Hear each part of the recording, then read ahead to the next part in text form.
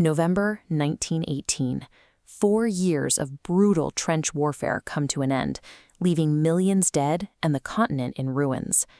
The survivors of this slaughter share one desperate overriding goal: ensure a war like this never happens again.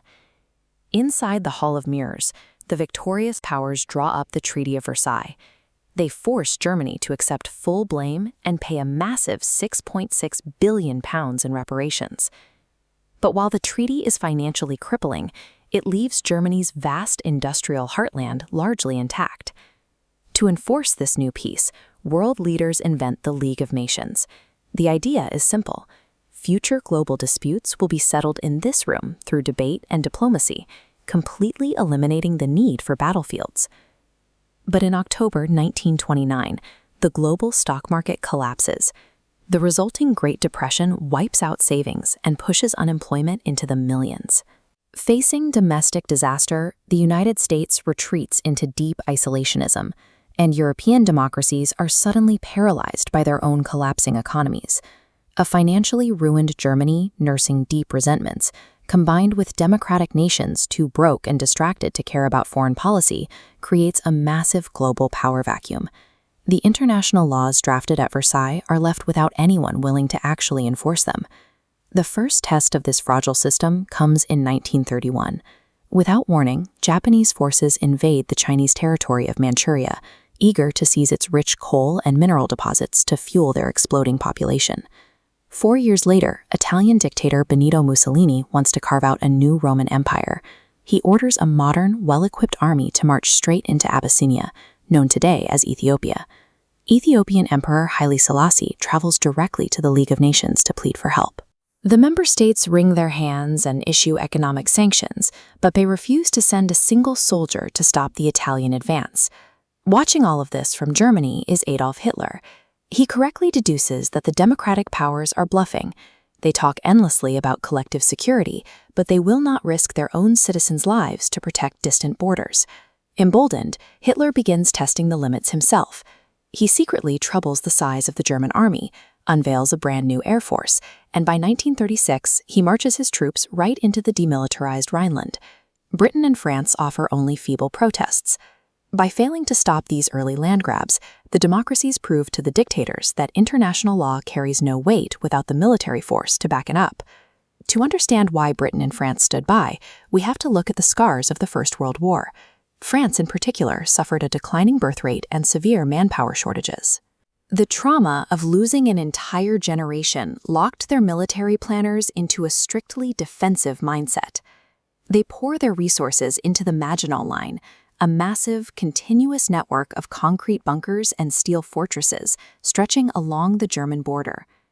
By designing an army that can only fight from inside concrete bunkers, the Allies stripped themselves of the ability to launch a preemptive strike.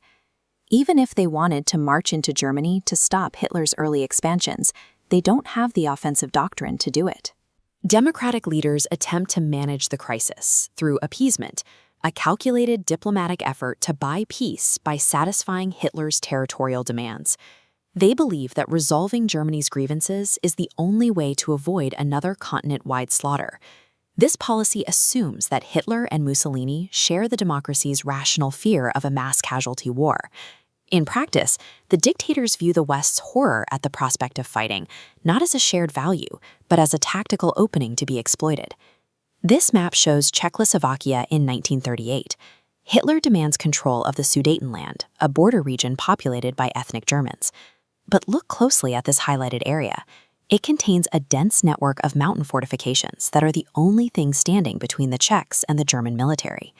Desperate to avoid a wider conflict, Britain and France apply overwhelming pressure, not on Germany, but on their own ally. They force the Czech government to hand over the territory without firing a single shot. In September 1938, the leaders of Britain, France, Italy, and Germany meet in Munich to formalize the handover. Czechoslovakia isn't even invited to the room as their country is carved up. British Prime Minister Neville Chamberlain returns to London, waving the signed agreement, famously declaring that he has secured peace for our time. With the Sudetenland gone, Czechoslovakia's entire defensive shell is stripped away. Its industrial heartland is now completely exposed, enveloped by German borders on 3 sides. Giving a conqueror what they want doesn't satisfy their ambition. It actively subsidizes their next attack by handing over your own strategic leverage.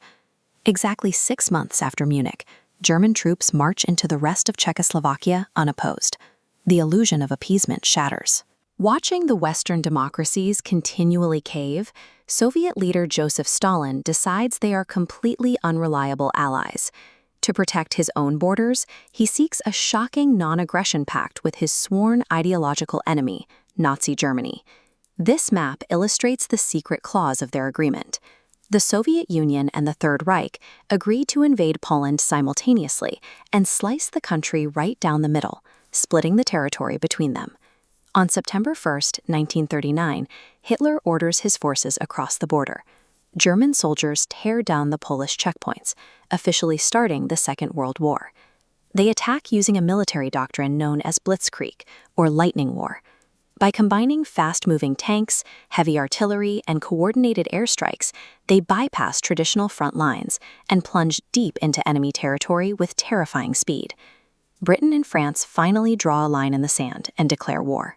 But because they waited so long to stand up, they now have to fight a massive, fully rearmed Germany that controls vast stretches of European territory. Each moment of hesitation handed the Axis powers the resources, territory, and time they needed to build an overwhelming war machine.